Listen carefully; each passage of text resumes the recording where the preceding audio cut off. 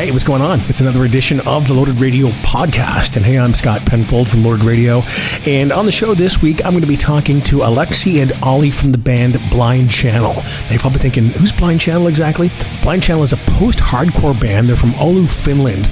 And they represented Finland in the Eurovision Song Contest in 2021 with the song Dark Side finishing in 6th place. They've also recently been signed to Century Media, and they're going to be dropping their 4th studio album, Lifestyles of the Sick and Dangerous, great name, on July the 8th. So Olli Matela, the bass player, and Aleksi Kaunisvesi, who does samples, percussion, and as well DJ for the band, they'll both be joining us right here on the Loaded Radio podcast. And then coming up in the second portion of the show, I'll be joined by Loaded Radio's Johnny Rude, live from Las Vegas, Nevada, where I think we're going to talk about Dio this week.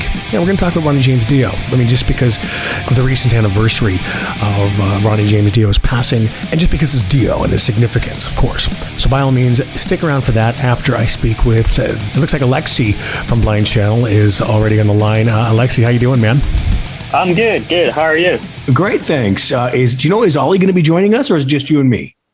Yeah, Ollie's going to be joining us in a minute, I think. Yeah. Oh, okay, good stuff. I guess you guys have been doing a lot of media, eh? No, actually, before, but now we're having a couple weeks off, actually, of touring now. So this is only the second one of today. So yeah, thanks for having us. Hey, no problem. I really appreciate you guys taking the time to talk to us today as well. For sure. I guess we can even talk a little bit before Olli gets on. Just about the new album, Lifestyles of the Sick and Dangerous. Now, this is your first album with Century Media coming out in July. Yeah. How's it feel being a part of the Century Media roster now? I mean, it feels awesome for sure. The team we have there is insane. You know, we have the A&R guy, we have Dennis. He's really big support for us, you know, and the whole system works really well. So, you know, we're really happy to be a part of it, enjoying it a lot. Yeah, definitely so, man. And also, of course, now this would be your first, I guess, full studio album with the band. How did you guys do it? Did you, as a collective, did you get together in a room, or were you all in separate places? How did it come together? I mean, we did it all together. We even we produced the album together as well. We even though two of us still live in the northern Finland, we still had time to, you know, get together in our rehearsal place and write stuff there. And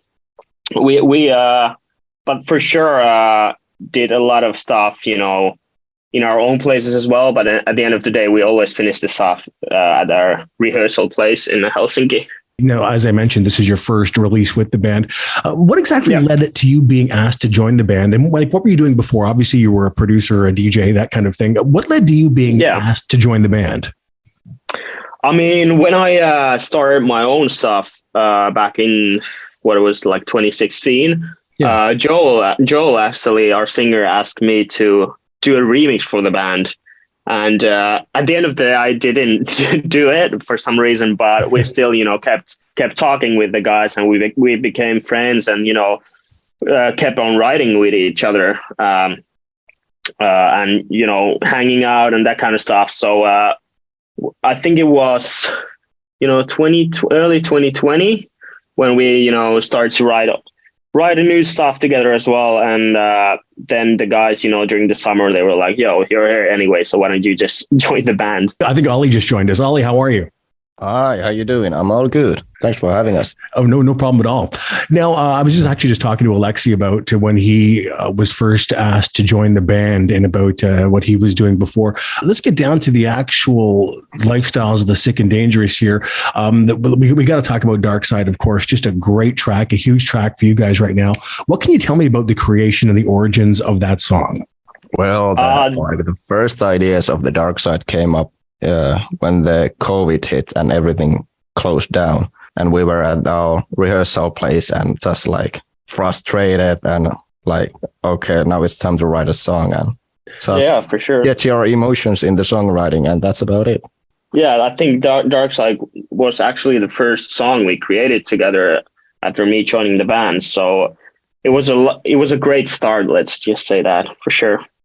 Certainly so. Now, with the success of Dark Side, do you guys feel that you were kind of robbed at Eurovision 2021? I don't know. I mean, the success has been it's been amazing for sure. We didn't expect it to go, you know, so big. So I don't really know. Hard to say. We didn't we don't want to think about it too much. Let's just say that for sure. Ollie, do you feel the same way? Like we are more than happy with the situation that we came up with. Like this is perfect for us, and like the amount of attention the song got and amount the success it got, like we couldn't be happier about it. Well, the actual experience of doing Eurovision 2021, I mean, what was that like? Did you guys like hang out with like Måneskin backstage or other bands backstage? What was that like for you guys? It was actually, because it was still mid-pandemic, we really had to be in our own bubble. So to be honest, we just hung out with each other all the time, which is of course perfect. Sure. We met Måneskin as well. They're really, really great people and nice. But we didn't get too much time to hang out with the other artists, to be honest. We were in our own little bubble. Now, another song I wanted to ask you guys about would be Balboa. Ollie, what can you tell me about the song Balboa? Balboa is like a perfect example of our mindset. Like, because we've always been the underdogs, and everybody's trying to like run us over, and like you're not good enough or something like that. Like quit and the basic stuff. Yeah. And the Rocky Balboa is always like he's the underdog, the best underdog that there is. So yes, like we've always had the same mindset that no matter how hard we are hit, or if you get in the ground, you better get up. Keep moving forward. Yeah. That's how winning is done. Yep. I love that. Aleksi, did you have anything to add to that? I mean, not really. The concept of Balboa came, I think it was early 2020. We were eating at a restaurant, and then we just had like something, I can't remember what was the thing, but we stressed a lot about like a certain situation. And then Nico, our singer, was like, we keep coming back like Balboa, and we're like, oh shit. And he was like, yo, we should make a song like that. So it was his idea.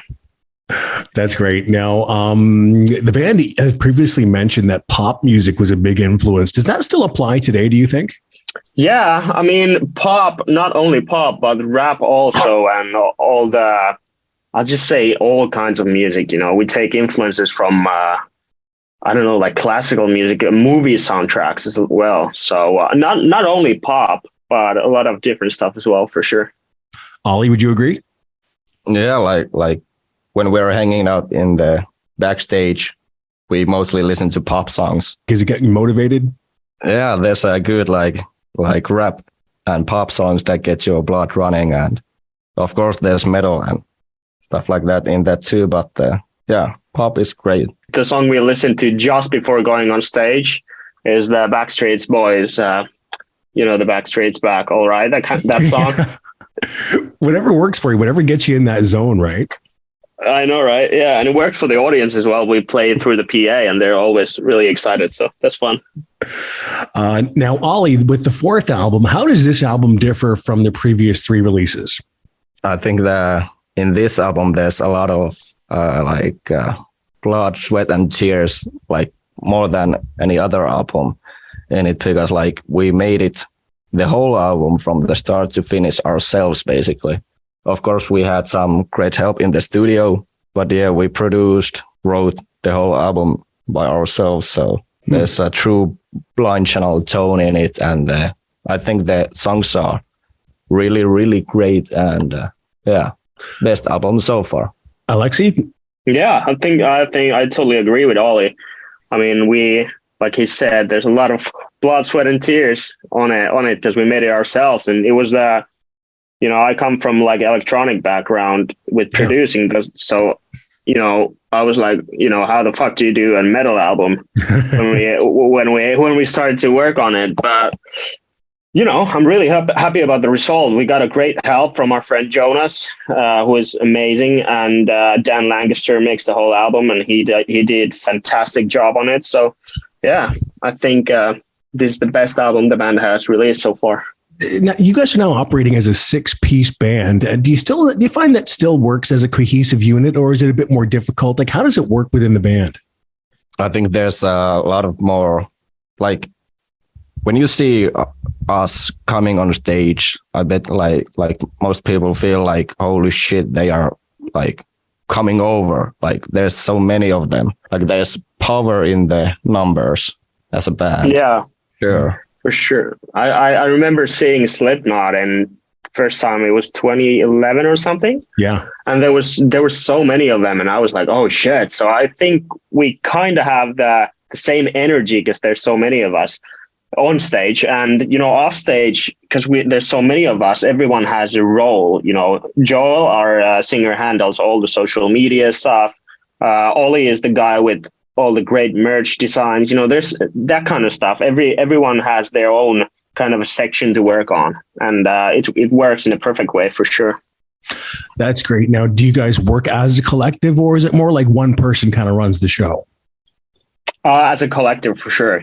We, if we decide on something, everyone has to agree. And even the songs, everyone has to have a feeling that this is the best song ever before we, wrap it up, song. And so we definitely work as a collective, I'd say. Now, for people that listen to like heavy music, like heavy metal, or of course of hard rock, and they've never heard of you guys before, when they check out Lifestyles of the Sick and Dangerous, what can they expect? A lot of like energy and a lot of like different emotions, I'd say. Mm-hmm. Like buckle up, you're up for a ride, Yeah, that sums it up in a perfect way for sure. Yeah. Now you guys mentioned you got a little bit of time off the road. Like, what are the plans for the immediate future? Then obviously the album's dropping in July. Are you guys going to be on the road for a while? I mean, yeah, we have our festival season going on. Like I said, we have a couple of weeks off now. We have Joel, Jonas, and Nico in Berlin. Actually, they're flying in tomorrow, doing some press stuff over there. But yeah, we're back on the road after a few weeks. Then the album release. We have a new single coming out this week, actually. And then, there's after the summer, we're going to our first ever headline tour in Europe, which is going to be insane as well. So yeah, there's a lot of stuff on the plate, but we enjoy it a lot for sure. Are there any plans for a visit to North America anytime soon? For sure, yeah. Of course, there's plans, but like nothing's confirmed. But as soon as possible, we have it in the plans for sure. Yeah. Yeah, because I think after this album drops, because from the tracks I've heard of it, man, it's a strong release. And I think when this drops in North America, you're definitely going to build some heat over here. And I think people are going to want to see you guys live. Thank you so much. And I think, we've got a great support from like Sirius XM Octane on a couple of our previous songs. So I think the album is going to be something that hopefully the US radio will pick up as well. I'll ask Olli this question. When it comes to seeing the band live, like in a performance way, what can fans expect when seeing the band like in front of them, like in a live situation? Like our goal as a live band is to be the best show, best entertainers in the building. And like there's a lot of energy, a lot of danger, and like we don't even know what's happening on the stage ourselves because it's just us running around and getting like ripping our hearts out, like giving every 110% for the show and for the songs. So it's going to be a sweaty one. Aleksi, do you agree? Yeah, I totally agree. I mean, it's always a mayhem on stage when we're playing, And it was actually funny. We played this festival last weekend, and we had a lot of pyros. And we're running around all the time on stage, and our monitor guy had to, because he can talk to our in-ears, and he was all the time like, "Don't step on the pyro, don't step on the pyro," and because we were running around and that kind of shit. So yeah, it's a lot of energy. Let's just say that for sure. That's great. Yeah, you want to avoid that pyro if you can. That's a good thing. Yeah, definitely. Awesome. Gentlemen, thanks again so much for your time today, and can't wait to see you guys when you get over here to North America. Awesome. All right. Thank you so much for having us. Take care. Bye. The name of the band is Blind Channel, and the name of the new album dropping via Century Media is called Lifestyles of the Sick and Dangerous. That's going to be coming out July the 8th. Definitely check out the songs Dark Side and Balboa. But my name is Scott Penfold, and I am now going to be joined by Loaded Radio's own Johnny Root. He's down there in Las Vegas, Nevada, and he joins us now. One thing I wanted to talk to you, I wanted us to talk about it last week, but they had the big James Labrie special, obviously. Oh, yeah, that's huge. But was the anniversary of the passing of Ronnie James Dio. Right. And I wrote an article on the website just called Ronnie James Dio, A Legacy Remembered. And what it allowed me to do, John, was to like really get into this guy's history. And that's killer. That's great. Amazing, dude. He essentially, back in 1957, he joined his first band called the Vegas Kings. And then from there, they went through a few name changes, Ronnie and the Rumblers, Ronnie and the Redcaps, things like that. Yeah, they were like a doo-wop band. Yeah, very much. That's very much so. And then he went on to Ronnie Dio and the Prophets. He was also playing bass back then. I don't know if I mentioned that. But this is all before the Electric Elves, who would eventually become Alf. Alf, right. And which is where that's... Not to get confused with Alf. I know. I'm confused with the 80s alien from Melmac. No, this is a different Alf. But that's where things really kicked off with the discovery from Roger Glover and Ian Pace from Deep Purple really took a liking to them, eh? And I just know that you yourself, you've had some sort of crossovers with Dio or the members there. Years ago, one of my bands I was in, my singer, loved Dio.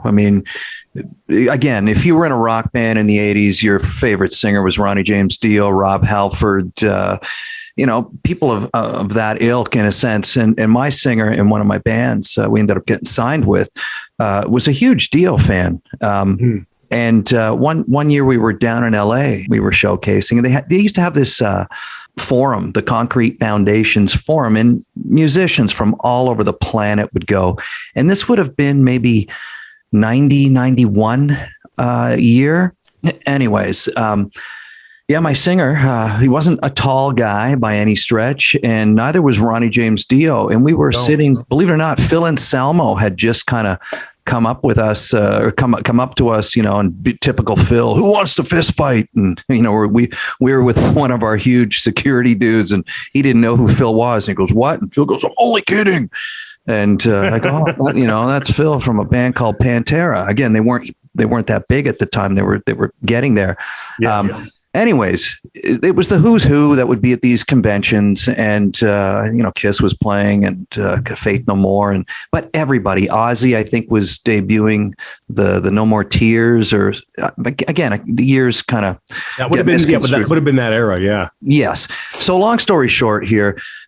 We see Ronnie James Dio. We just start talking to him, and just the nicest guy on the planet, man. And my singer, Andy, was his name. I think it was me. I said, "Hey, man, you stand next to him. See who's taller." So they actually went back to back. And my singer was a little taller, because I think he had heels on or something like that. One of those things, but they were virtually the same height. And that was just a thing. You met him, and he was just a really cool dude, man. And again, iconic, because who did not like Ronnie James Dio doing Dio solo stuff, which I saw in LA in '84, the Last in Line tour. Oh my God. Those were that would have been killer. That would have been awesome. And, a lot of people forget that. He was in Rainbow with Richie Blackmore. Man on Silver Mountain, dude. Yeah. And dude, Cozy fucking Powell on drums, who is one of my favorite drummers, dude. Great lineup. Lineup. That lineup, that second Richie Blackmore's Rainbow album was, I think, is just one of the strongest releases I think ever put out there. Look at the lineup, like you were saying, it's so strong, man. Yeah. Richie had a knack for putting a good project together. The Roger Glover era, the Ian Pace, well, that's Deep Purple, but the Rainbow stuff. Then you had Glenn Hughes with singing all the high stuff. And then you find this guy, Ronnie James Dio, and you get Cozy Powell. It's amazing that Richie Blackmore had a knack for that. He really did. Stuff. Yeah, he did, dude. And he sort of ran with the Rainbow thing until obviously Perfect Strangers came around, when Purple tried to reunite briefly in the 80s. It didn't go very far. No, but that's a big song. That Perfect Strangers record was a pretty big record for Deep Purple. Huge. Yeah. Huge. It's too bad they couldn't keep it going, though. For some reason, I don't know. I know the reasons why, buddy. I know all the reasons why. When I worked with Purple, and this was with Ian Gillan, Roger Glover, Pace, and I think just before Steve Morse on guitar. Yes. Yeah, it would have been him on guitar and John Lord playing keys before he died. Yeah. Anyways, I talked to the tour manager. It's a crazy story. And he was tour managing Purple for 25 years. And we were just shooting the shit. We're driving around. And the hatred that Blackmore had for everybody in that band, and Gillan in particular, that's why they... why? Well, it's egos. Really? Is that what it is? 100%. And here's the thing, too. After I worked with Purple, I worked with Richie Blackmore. I picked him up at the airport. Just his band came in separately. Then I picked up Blackmore. Him and his girlfriend or wife at the time, they had that. She played, the strings, and she hid behind a curtain. Weirdest cat I ever met. That's a whole other story for another time. But he didn't talk to anybody through the whole thing. He sat in the dressing room with the lights off and the door open a crack. And every once in a while, you'd see him stick his head out. And eventually, after the show, I took him back. He was staying at the Sutton place. And this is when I was doing. I know it well. Yeah. I used to work there as a bellboy many years ago. That's awesome. I did, dude. Yeah. I was doing production. And so, I was taking him back to the hotel, and I dropped him off, and he got out. And the only thing he said to me was, "Thank you very much, Johnny." Wow. Yeah, weird cat. There's more to it, but weird cat. So anyways, this story with Purple and Rainbow, the egos. Ian Gillan had a massive ego. The band didn't. They all traveled with themselves. I mean, Roger Glover, Ian Pace, and John Lord traveled, but it was Gillan and Blackmore. They hated each other, dude. And this is what tour manager told me. He goes, just the egos. Wow. Egos and the weirdness, the fact that Richie Blackmore is an odd human being in that realm. But that's kind of what happened, man. And that's too bad, because you think, John, I mean, when you have your holy trinity of heavy metal, you got Deep Purple, you got Black Sabbath. Some people say Led Zeppelin, which I don't agree with. That's the British stuff. I would throw Led Zeppelin in there because they were huge mega groups. Yeah, they were. I guess I'm on the fence with calling Led Zeppelin a heavy metal band. Yeah, they're not heavy metal. They're a heavy rock band. Yeah, heavy rock. But I mean, that's the trinity. Those are the three big heavy rock acts that essentially began this era that we now work in. That's it's really unfortunate that that's just the one band that just could not just keep it together a little bit longer and release a bit more material, because when those guys worked together, that five collective, it was amazing. Yeah, I agree. With the Dio, like you said, Dio, Jimmy Bain, Cozy Powell, Richie Blackmore. Who would they have had on keys? Like someone like Jimmy Bain. Jimmy Bain was playing keys and bass. He was a bass and bass. See, I did not know that. I was going to say someone like Don Airey from he joined the Aussie camp or something. I think Rick Wakeman may have done some stuff like he did with Sabbath, but I mean that's about it. But Jimmy Bain was very much a keyboard player, man. The late Jimmy Bain, of course. Yeah, another super nice guy, man. Oh my God. Did you ever meet Jimmy? Oh yeah. Just funny, Scottish. Just a cool dude, man. Cool dude. Yeah. I mean, go back and listen to a song like Stargazer, and it just gives me chills, dude. That early stuff. And then, of course, when we get into the Aussie era, not Aussie, but listen to me. Of course, we get back to the Dio era of Black Sabbath, where, Heaven and Hell, you got Mob Rules, you got Live Evil. He eventually came back for Dehumanizer. But I mean, those first two, Heaven and Hell and Mob Rules, they're still to this day such revered albums, Oh, they're killer records. And again, you put someone who's putting bands together like Richie Blackmore had a vision, Dio, but I mean, he took him kind of obscure guy and put him in there and made Dio. Yeah. And then when Dio joined Sabbath, we talked about this a few weeks ago, how it changed the original Sabbath stuff with Ozzy. It's a different band. Is it Black Sabbath? It's just one of those super groups. And those two records are phenomenal. Phenomenal records with Dio. With anything Dio did, I got to tell you, man, for some odd reason, not that I'm on a Dio kick, I just seem to hear a lot of it lately, possibly because the anniversary of that record, and then possibly because it's sort of the anniversary of when he died. Yeah. But there's a lot of Dio all over the airwaves. And the solo stuff, that was life changing too. The Holy Diver record that came out, and that's what I was going to get into with you, man. Yeah, so great. I mean, yeah, they had Vivian Campbell in the band back then. Well, let me jump in here for a second. He kind of did the same thing as Richie Blackmore did, that Tony Iommi and Geezer Butler did. He knew, I've got to put something good together. I've got to surround myself with great musicians. He had a great drummer who would always go with him, which is Vinny Appice. Yeah, Vinny Appice. That's right. And then you've got Jimmy Bain, who would always go with him. They became, pals. And then he knew what was happening because his wife, Wendy, she managed him, and she had her pulse kind of like a Sharon Osbourne on what was going on in music. They needed a smoking player because all that shredding was coming out, and they found Vivian Campbell. He eventually settled in with Def Leppard, right? Right. Oh, yeah. So, I mean, one hell of a player, I'll tell you that. Well, that was it. I'll tell you something fun, not funny, but when that record came out, Holy Diver, I'm not a big fan of the production personally. It's just very dry. But oh my God, I remember sitting in a basement with my buddy, my guitar player, and we put that on, and we're like, holy crap, who is this dude? I mean, it was so weird that records came out. You seem like you waited for a Kiss record, a Van Halen record. That's right. Right? You did. But remember those days? Oh, I did. Yeah. But they would just come. They'd just be here. And all of a sudden, Ronnie James Dio. Oh, yeah, that's that guy from Sabbath. He's got a solo thing, Holy Diver, with that cool album cover. The demon coming out of the ocean. Yeah. And then we saw the videos, they were terrible videos, hilarious. Dio with the cloak of fur hanging over him and a sword. Oh, and what was the one where they're all on the roof of a building or something, and it's like it's pure daylight. It just doesn't look sinister at all of any sort. It's just pretty funny. Yeah, but if you watch like Holy Diver, it's amazing. It's just so campy. It's ridiculous. I bet he looked back at that and go, why did I do this? But it's fantastic at the same time. Oh, is that the one? Was that the one where the old man's trying to go into the sex shop, and then Vivian Campbell comes out and stop? I can't remember what video that was. No, he has Rock and Roll Children. They got a little better as time went on, but the producing value of the videos as the 80s went on.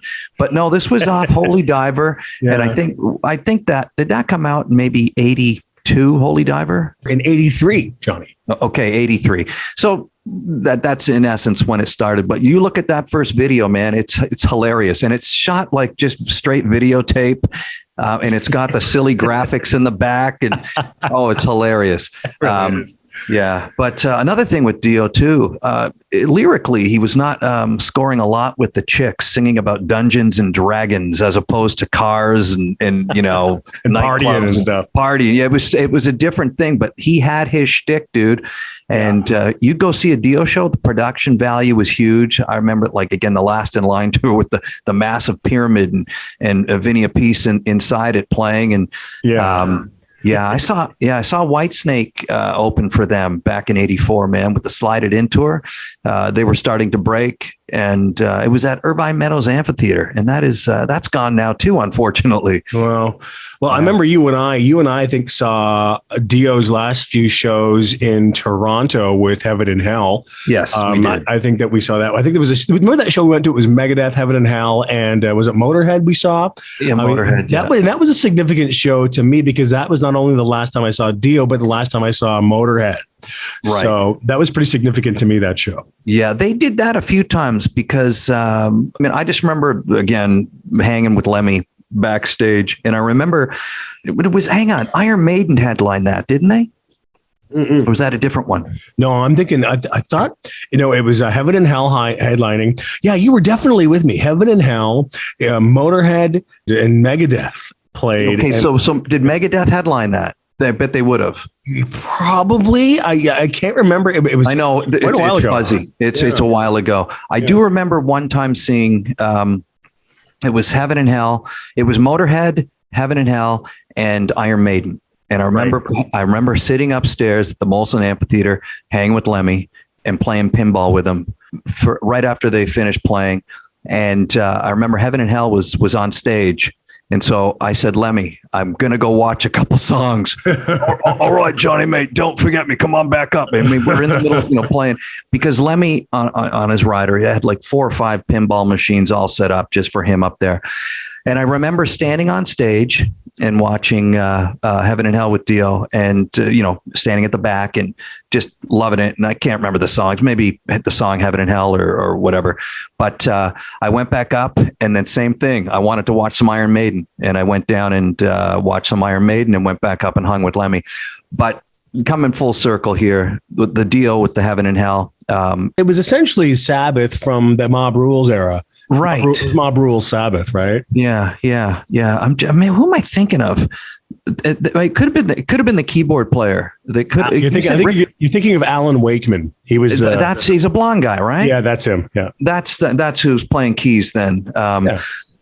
Because I do remember where I think I was standing. That's where the keyboard guy was. Again, I don't know. I was, half in the bag too, Scott. But that was it was a fun night. Yeah. All of those were fun nights, dude. All right. Don't forget to check out loadedradio.com for all your hard rock and metal news updated constantly, man. We're talking 24/7 as well. The 24-hour radio station, all the podcasts and so much more. Also download the Loaded Radio app. Get that for free wherever you get your apps, or as well at loadedradio.com. Follow our socials, Loaded Radio on Facebook, or as well at Loaded Radio on Twitter, as we always like to connect and hear from you as well. So we'll talk to you again next week for an all-new edition of the Loaded Radio podcast. On behalf of Johnny Root and everybody else at Loaded Radio, have yourself a great one.